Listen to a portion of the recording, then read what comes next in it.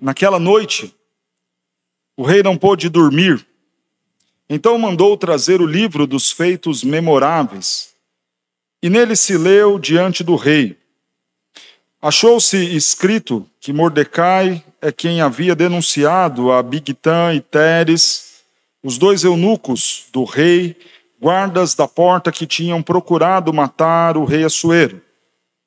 Então disse o rei que honras e distinções se deram a Mordecai por isso? Nada lhe foi conferido, responderam os servos do rei que o serviam. Perguntou o rei: quem está no pátio? Ora, Amã tinha entrado no pátio exterior da casa do rei para dizer ao rei que se enforcasse a Mordecai na forca que ele, Amã, lhe tinha preparado. Os servos do rei lhe disseram: Amã está no pátio. Disse o rei que entrasse. Entrou Amã. O rei então lhe disse: que fará ao homem a quem o rei deseja honrar? Então Amã disse consigo mesmo: de que se agradaria o rei mais do que de mim para honrá-lo? E respondeu ao rei: quanto ao homem a quem agrada ao rei honrá-lo, tragam-se as vestes reais que o rei costuma usar, e o cavalo em que o rei costuma andar montado, e tenha na cabeça a coroa real. Entregue-se as vestes e o cavalo às mãos dos mais nobres príncipes do rei, e vistam delas aquele a quem o rei deseja honrar. Levem-no a cavalo pela praça da cidade, e diante dele apregoem. Assim se faz ao homem a quem o rei deseja honrar. Então disse o rei a Amã: apressa-te, toma as vestes e o cavalo, como disseste, e faze assim para com o judeu Mordecai, que está assentado à porta do rei, e não omitas coisa nenhuma de tudo quanto disseste. Amã tomou as vestes e o cavalo, e vestiu a Mordecai, e o levou a cavalo pela praça da cidade, e apregoou diante dele. Assim se faz ao homem a quem o rei deseja honrar. Depois disto, Mordecai voltou para a porta do rei. Porém Amã se retirou, correndo para casa, angustiado e de cabeça coberta. Contou Amã a Zeres, sua mulher, e a todos os seus amigos, tudo quanto lhe tinha sucedido. Então os seus sábios, e Zeres, sua mulher, lhe disseram: se Mordecai, perante o qual já começaste a cair, é da descendência dos judeus, não prevalecerás contra ele. Antes, certamente cairás diante dele. Falavam estes ainda com ele quando chegaram os eunucos do rei e apressadamente levaram Amã ao banquete que Ester preparara. Senhor Deus, diante da tua palavra, pedimos que mais uma vez o Senhor fale conosco. Em especial nesta noite em que estudaremos sobre a justiça do Senhor, pedimos que o Senhor nos convença de que o Senhor mesmo tratará com os nossos inimigos. Fala conosco, ó Deus, ensina-nos, conforta os nossos corações. É o que nós pedimos em nome de Cristo Jesus. Amém. Apenas relembrando o que nós vimos até aqui, considerando que ficamos alguns dias sem a exposição deste livro. Ester conta a história do povo de Israel no período do exílio. O exílio babilônico se deu a partir do ano 586, foi esse último grupo levado para a Babilônia. O povo passará 70 anos nesse cativeiro, num primeiro momento sob o domínio dos babilônicos, num segundo momento sob o domínio dos persas. Neste momento da história de Ester, são os persas, na figura de Assuero, que estão governando o mundo e também governando o povo de Israel, que cativo ali na Babilônia estava. No capítulo 1, nós vemos Assuero dando um grande banquete. Reúne os príncipes, reúne convidados, autoridades diplomáticas de outras nações, e ele dá aquele banquete e no auge da sua embriaguez, ele convida Vasti, sua mulher, para que entrasse na sala onde ele estava a comer e celebrar com os seus amigos, e o desejo de Assuero era tão somente mostrar, exibir a sua mulher. Vasti, não querendo ser tratada como um objeto, se recusa àquele papelão que o seu marido queria que ela passasse. A consequência foi ela ser banida do reino de Assuero. Não mais seria ela rainha, não mais ocuparia um lugar de destaque na sociedade persa. No capítulo 2, passado alguns meses, Assuero decide ter uma nova mulher. Ele vai convocar as virgens de todo o império. Ele quer escolher a dedo aquela que melhor pode lhe servir e substituir a figura de Vasti. Entre aquelas meninas, aquelas moças, está uma jovem chamada Ester, do povo judeu, sobrinha de Mordecai. Pela vontade de Deus, Ester foi escolhida por Assuero para ocupar o lugar de Vasti e se tornar rainha dos persas.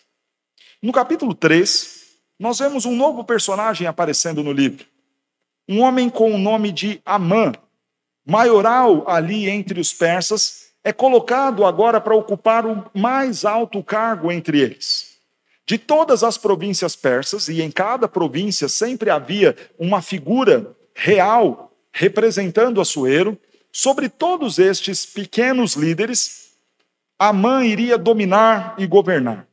Abaixo de Assuero, então, na Pérsia, apenas a figura de Amã. E Amã, diante desta graça que ele recebe de Assuero, deseja para si a exaltação.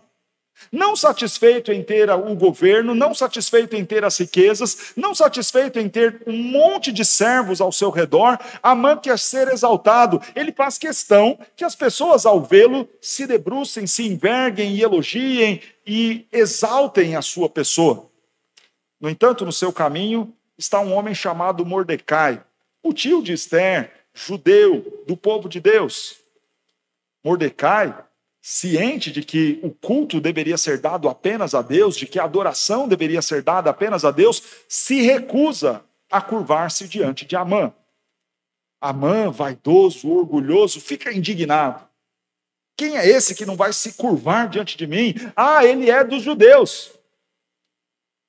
Amã trama, então, matar não só Mordecai, mas matar todos os judeus. É a punição por estes não se curvarem diante da sua autoridade, do seu poder. Ele oferece, então, 10.000 talentos para o rei Assuero. Compra a condição de exterminar com todo um povo. E o rei concede isso a ele. Mais adiante, nós lemos, então, no capítulo de número 4, que Ester descobre esses planos. Agora foi publicado que os dias dos judeus estão contados. E ela promete ao seu tio que iria interceder junto ao rei. O problema é que não era fácil ter uma audiência com o rei. E o último capítulo que nós vimos na nossa exposição, o capítulo de número 5, mostra toda a preparação de Ester para este encontro com o rei Assuero, para interceder pelo seu povo. Se Assuero não quisesse receber Ester, ela poderia ser morta ali, na hora, com um simples comando do rei. Se o rei achasse que foi uma afronta muito grande, uma ousadia muito grande, alguém vir ali diante dele questionar alguns dos seus pronunciamentos, ela poderia ser morta, assassinada. Ainda assim, ela convoca o povo, são 3 dias de jejum, sem comer, sem beber água, todos os judeus orando, Ester orando, se preparando para este encontro, e chegou o dia.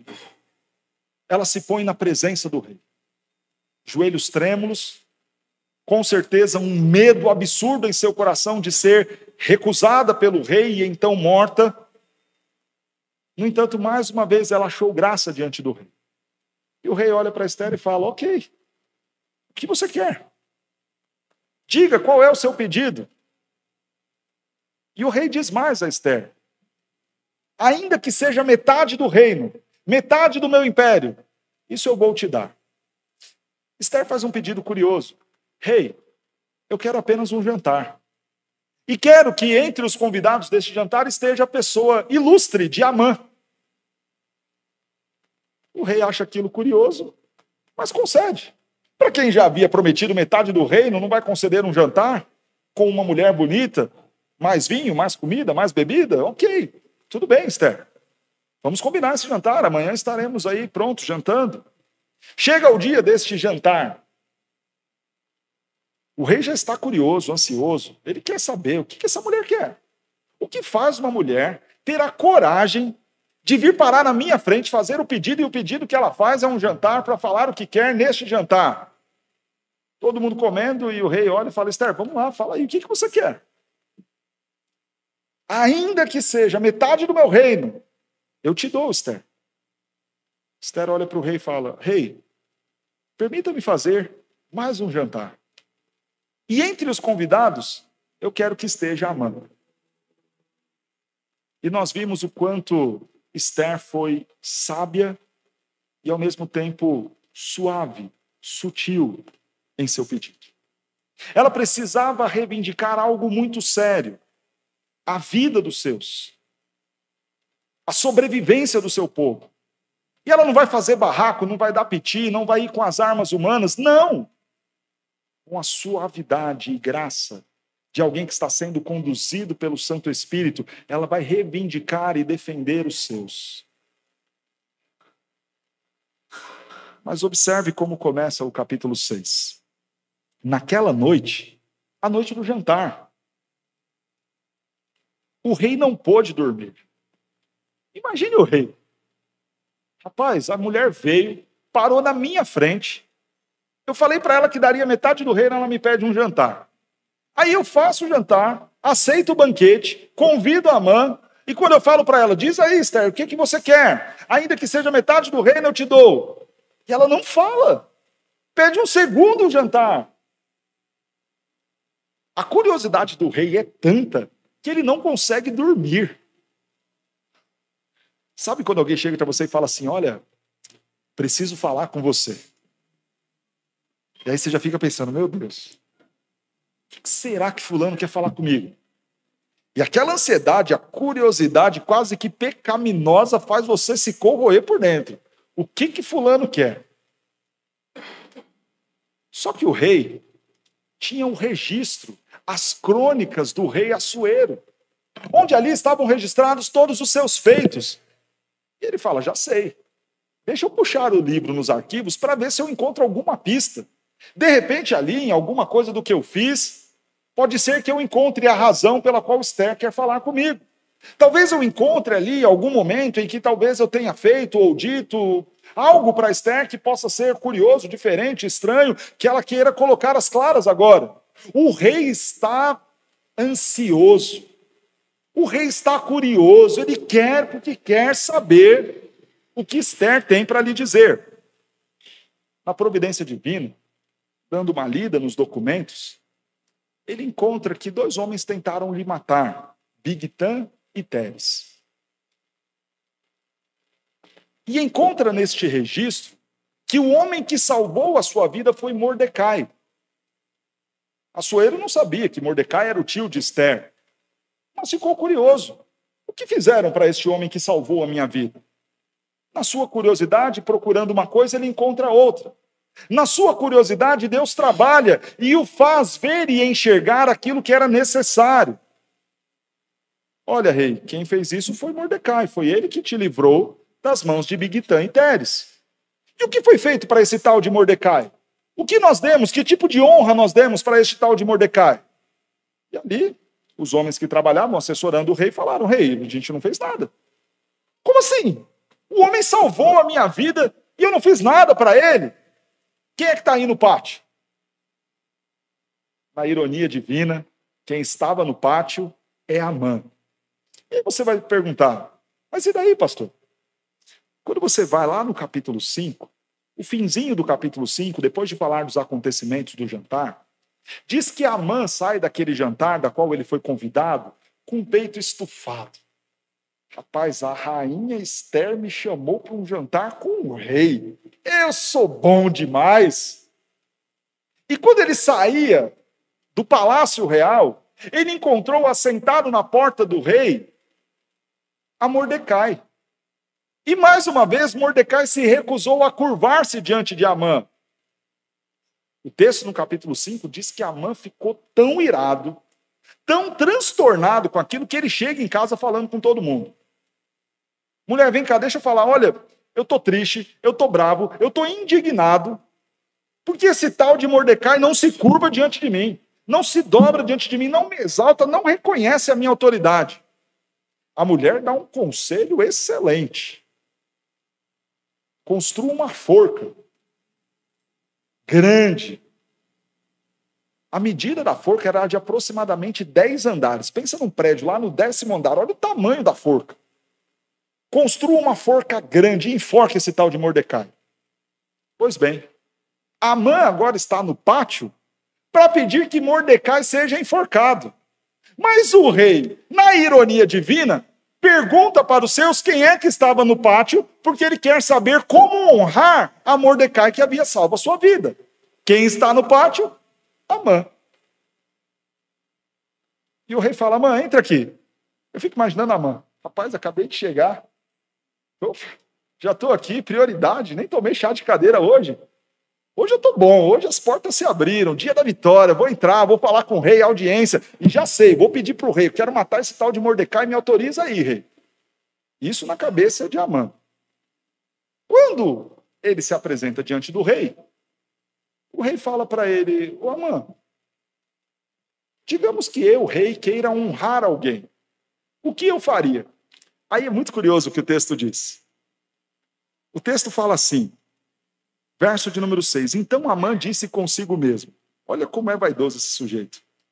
De quem se agradaria o rei mais do que de mim para honrá-lo?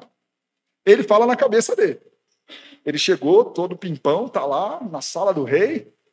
Opa, o rei me atendeu. Aí o rei fala que quer honrar alguém. Ele já pensa, opa, sou eu.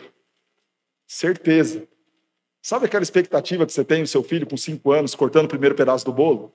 Você tem certeza que vai vir para você. Você tem certeza. Aí ele pega aquele coleguinha da escola, que nem é o melhor amigo dele, mas aleatoriamente ele escolhe, você fica com uma cara de paisagem assim. Mas a mãe ainda não sabia. Mas ele estava aqui na cabeça dele, sou eu. O rei quer me honrar. Aí ele já pensou, né? O que eu gostaria? Rei, pega as vestes reais, coloca nessa pessoa. Pega o cavalo real e deixa essa pessoa montar no cavalo exclusivo do rei.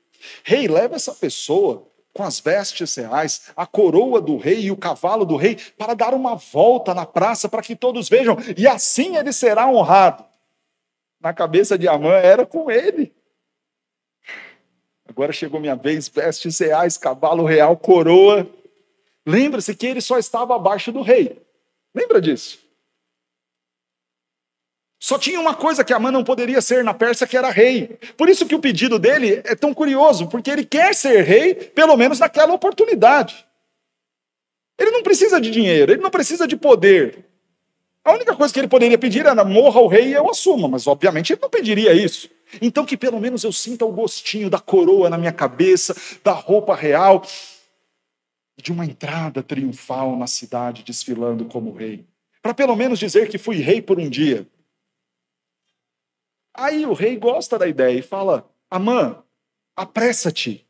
Apressa-te então em buscar a roupa, apressa-te então a apear o cavalo, apressa-te. E Amã falou, pronto, consegui.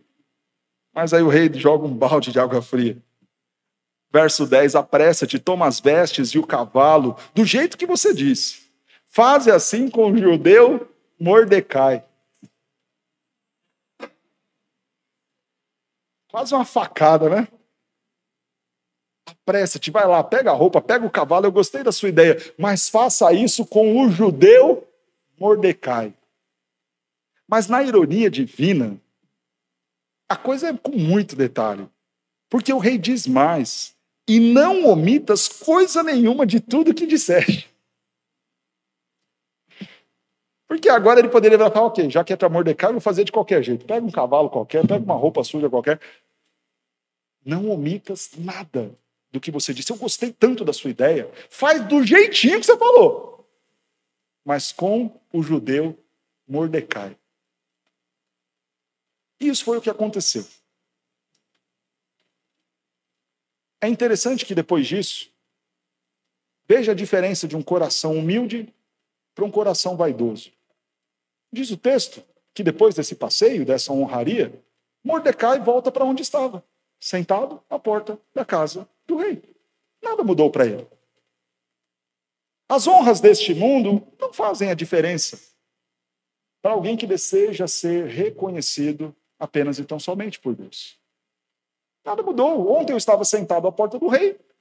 Hoje, depois das glórias humanas, continuo na mesma condição. Nada muda. Mas para o coração vaidoso, não. Então saiu correndo Amã, com a cabeça coberta, e foi para casa. Chegando em casa, ele falou com a mulher e falou com seus colegas. Pode tirar um pouquinho do grave do meu microfone, que está sobrando aí. E ele contou para a esposa tudo o que aconteceu. Rapaz, eu não teria coragem de contar, sendo bem honesto com você. Era muita vergonha, né? Eu ficava quieto. Se a mulher me soubesse que Mordecai desfilou no meio da praça, eu nem falava para ela. Mas ele contou, né? Tamanha era a indignação do seu coração. E veja que curioso. A mulher, ciente de que Mordecai era judeu, e ciente de que lá atrás, no passado, o povo judeu, com a força de Deus, já havia vencido o povo do qual Amã descendia, a mulher diz para Amã uma verdade. Amã, não tem jeito não. A casa caiu. A casa caiu, Amã. Você já está caindo diante deste judeu. E se de fato ele for judeu, tal qual Deus fez no passado, Deus mais uma vez fará. E você não vai conseguir qualquer tipo de vitória sobre este homem. E aí o texto, no verso 14, nos deixa uma pequena introdução para voltar no assunto dos jantares. Então, no meio dessa conversa, surgiram os eunucos do rei, chamando Amã. Vem, Amã, é hora do jantar. Aquele jantar, o segundo que Esther pediu, que semana que vem a gente vai ver. Mas o que nós aprendemos com esta história? O que nós aprendemos com esta narrativa? Eu quero falar sobre a justiça de Deus. Deus é justo. E é muito importante nós falarmos sobre a justiça de Deus, principalmente num contexto em que nós cristãos temos sido acusados de tantas coisas. Nós somos os intolerantes. Nós somos aqueles que são homofóbicos, racistas. Somos acusados de coisas das quais nós não fazemos. E não somos. No nosso trabalho, simplesmente porque temos uma opinião contrária ao que diz a massa, nós somos vistos com maus olhos. E precisamos nos lembrar que Deus é justo. Que embora o mundo esteja tramando contra nós, Deus é justo. E eu separei aqui algumas lições falando sobre esta justiça de Deus. Primeiro, o nosso Deus é justo e trabalha para os seus, enquanto estes descansam. Nós acabamos de ler no Salmo 37. Descansa no Senhor, espera nele, e o mais ele fará. Ele fará sobressair a sua justiça como a luz, como o sol ao meio-dia. O que fazer? Descansa no Senhor. É curioso que, enquanto Mordecai estava dormindo, descansando, na casa de Amã, ele estava tramando construir uma forca para matar Mordecai. E no palácio do rei, o rei perdia o sono. Amã tramando, o rei ansioso sem dormir, e Mordecai descansando. E o nosso Deus trabalhando. Isaías 64, verso de número 4, nos diz assim. Isaías 64, verso 4. Porque desde a antiguidade não se ouviu, Nem com o ouvido se percebeu, nem com olhos se viu Deus além de ti, que trabalha para aquele que nele espera. Desde a antiguidade nunca se ouviu falar de um Deus como meu Deus, como seu Deus, que trabalha e faz justiça por nós enquanto nós descansamos nele. Então descansa no Senhor, espera no Senhor, confia no Senhor e o mais ele fará. Por isso, a expressão do Salmo 37 é perfeita. Não te indignes por causa do malfeitor. Não perca nem uma noite sequer de sono por conta daqueles que estão tramando contra você.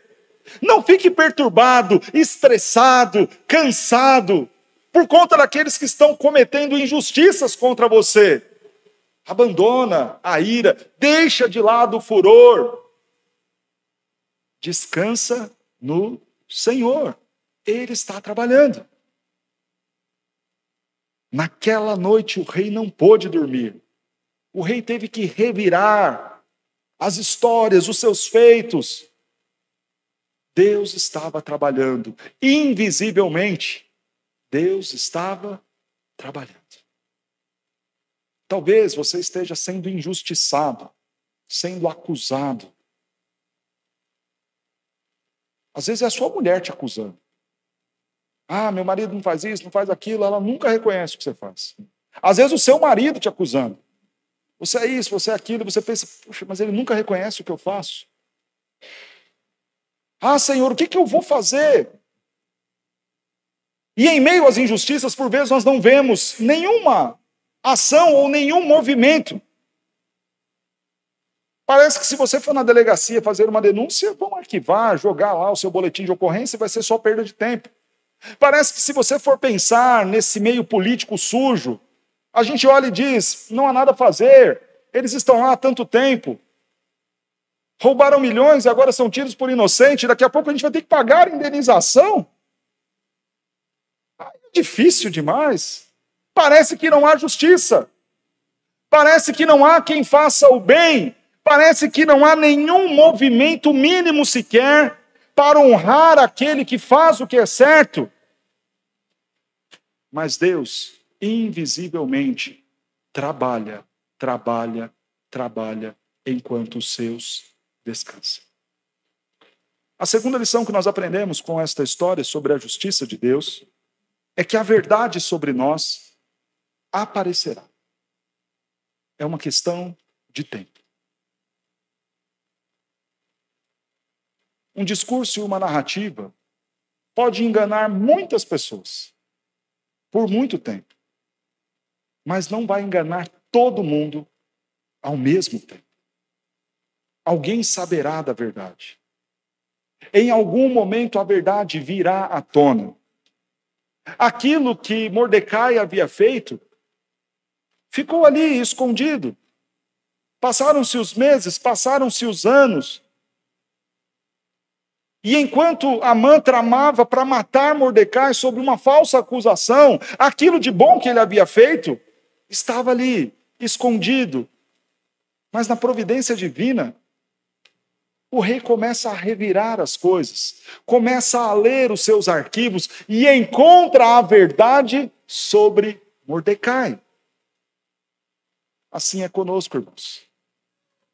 Deus está trabalhando e em algum momento a verdade virá.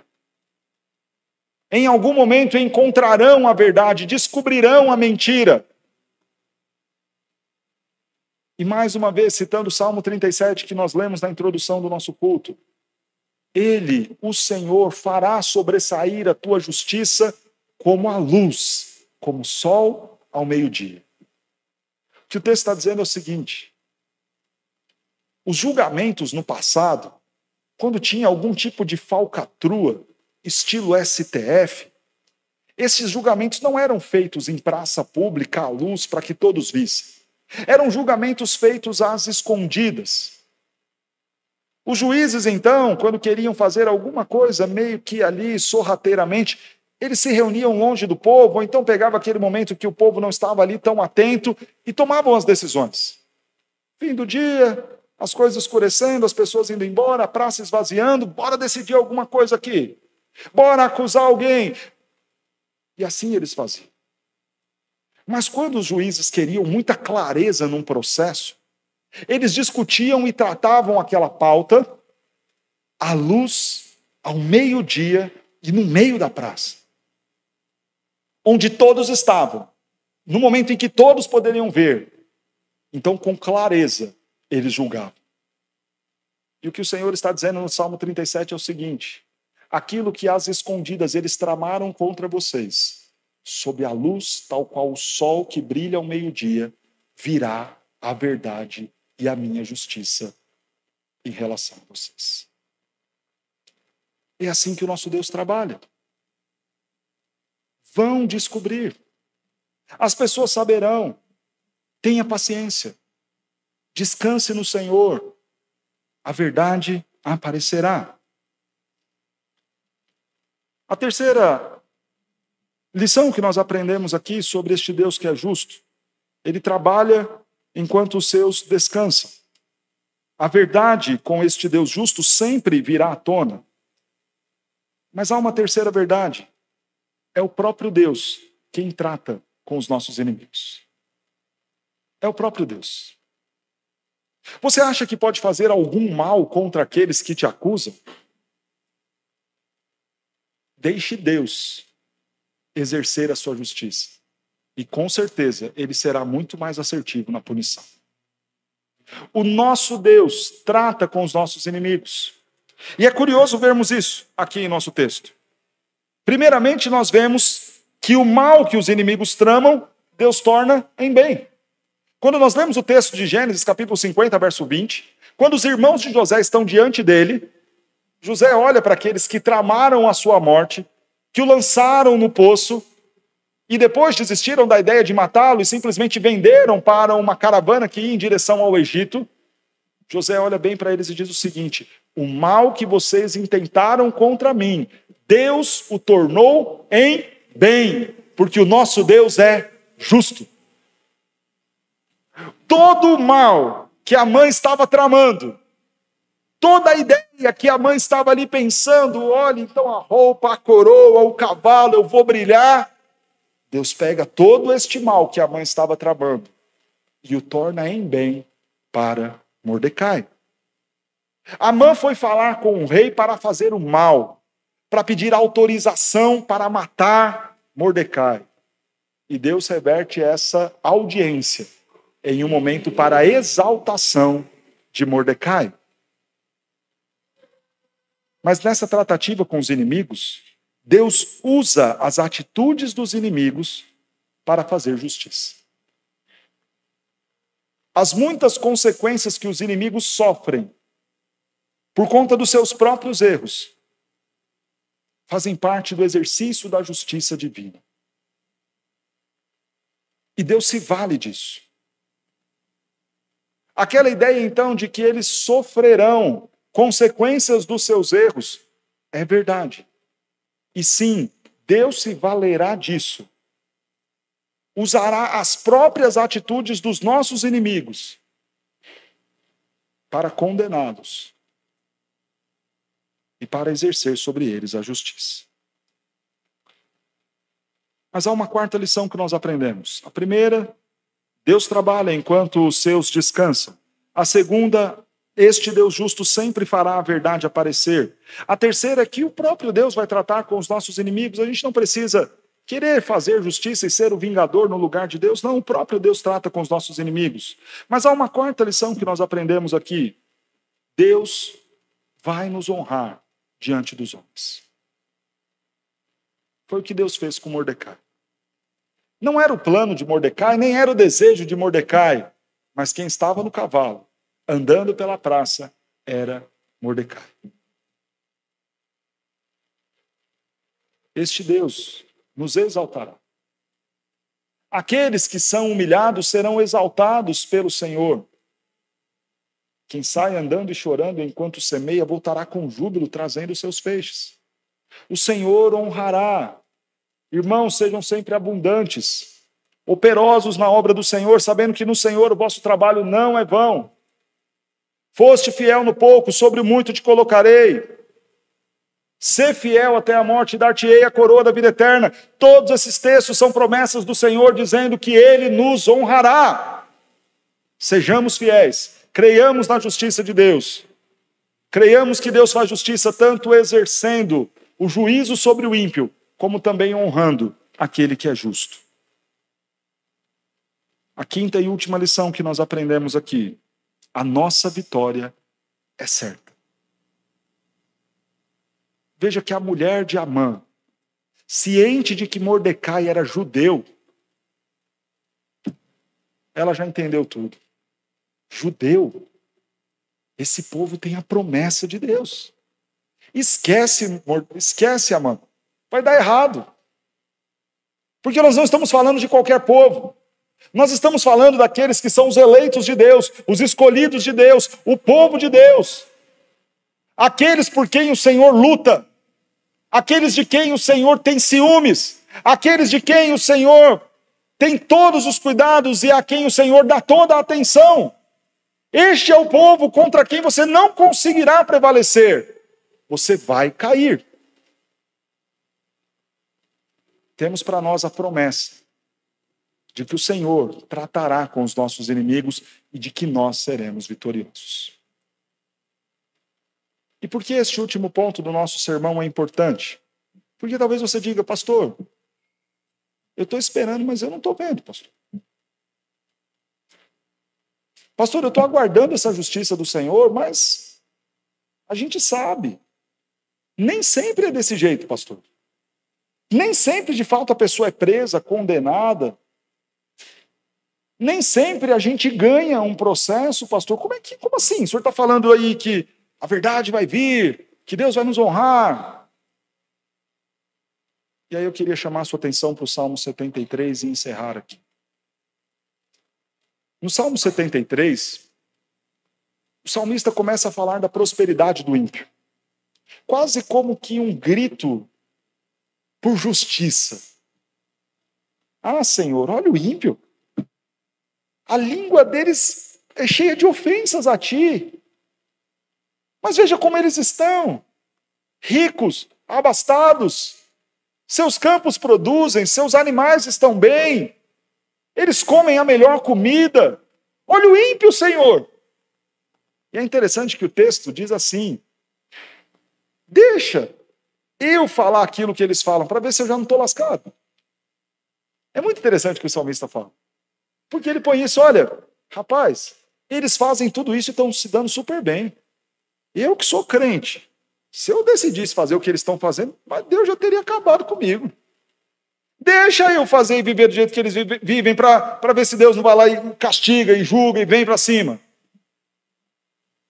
E aí, nesse lamento, o salmista para e diz assim: então entrei no templo do Senhor e atentei para o fim dos ímpios. O que ele está dizendo é o seguinte: então, ao entrar no templo do Senhor, ao ver os sacrifícios, ao ver o anúncio de que viria o Cordeiro, ao ver a marca do sangue derramado, eu me lembrei que haverá para mim remissão, mas para o ímpio apenas e tão somente a condenação. O que o salmista está dizendo é o seguinte: embora o meu coração anseie para que esta justiça aconteça hoje, agora, para que caia um raio do céu e queime o miserável, talvez isso não aconteça de imediato, mas há uma certeza: somos o povo de Deus e a justiça um dia virá. Ah, eles são aquele povo a quem o Senhor fez promessas. E o Senhor nos prometeu, irmãos, que cuidará dos nossos inimigos, que acertará as contas com eles. Pode não ser nos tribunais humanos. Talvez aqui eles tenham os habeas corpus. Talvez aqui eles tenham as penas reduzidas. Sejam postos em liberdade com julgamentos anulados e tornem-se talvez até novamente presidente do país, ganhando a nossa indenização. recebendo 2 vezes pelo roubo e crime cometido. Talvez. Mas há uma certeza: o juízo de Deus virá. Talvez o seu salário não aumente. Talvez a sua esposa não reconheça. E nem o maridão mude. Talvez o seu chefe vai continuar promovendo todos os puxa-sacos e te deixando de lado. Ainda assim, persista em fazer o bem, com a certeza de que chegará o dia em que não terá como o ímpio fugir, em que o Senhor acertará as contas com ele, e que o Senhor também nos honrará e nos colocará ao lado dele, reinando para todo sempre. Curioso aqui, que o desejo de Amã o tempo todo era reinar como rei na Pérsia, ao lado do rei. Aquilo que Amã desejava, para nós é uma promessa. Se formos fiéis, reinaremos com Cristo na eternidade. Portanto, confia no Senhor, espera no Senhor, descansa no Senhor, faça o bem, porque Ele é um Deus justo e fará justiça.